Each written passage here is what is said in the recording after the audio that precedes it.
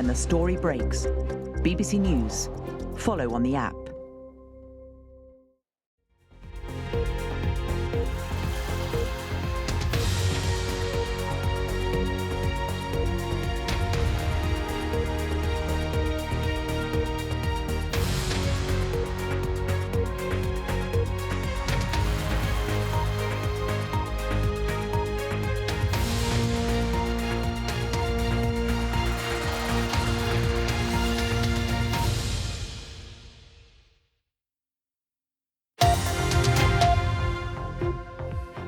Hello, welcome to The Context with me, Christian Fraser, here in London, and Caitriona Perry in Washington. Oh, I think they'd love to leave Gaza if they had an option. Right now, they don't have an option. What are they going to do? They have to go back to Gaza. But what is Gaza?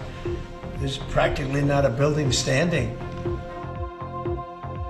So the outward show will be very friendly and welcoming. Prime Minister Netanyahu is the first world leader to come to the White House to visit Donald Trump. Mr. Netanyahu wants to use this multi-day visit to show that his ties with President Trump are strong. Remember, his relations with the former President Joe Biden were pretty strained. To me, it is unfair to have explained to Palestinians that they might be back in 5 years. That's just preposterous. With us tonight, Charles Kupchan, Senior Fellow at the Council on Foreign Relations. He's also a Professor of International Affairs at Georgetown University, and Julie Harris, President of the National Federation of Republican Women.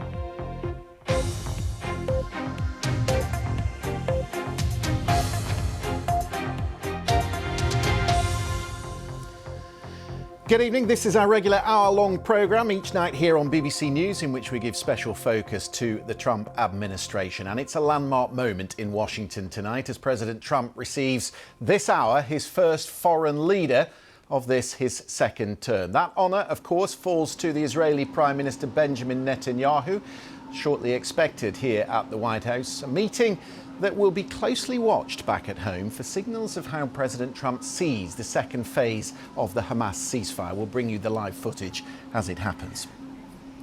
And this is day 17 of the Gaza ceasefire. The negotiating teams due back in Doha this week to move to the second phase of this ceasefire. But discussions this afternoon will set the course. It is the ceasefire that will be top of that agenda. But they'll also discuss how they might normalise relations between Israel and Saudi Arabia, something President Trump invested a lot of time on during his first administration, and of course how they'll continue to exert pressure on their common enemy of Iran.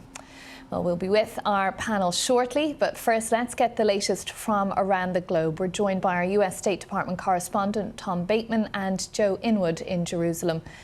Tom, to you first, a really big meeting today.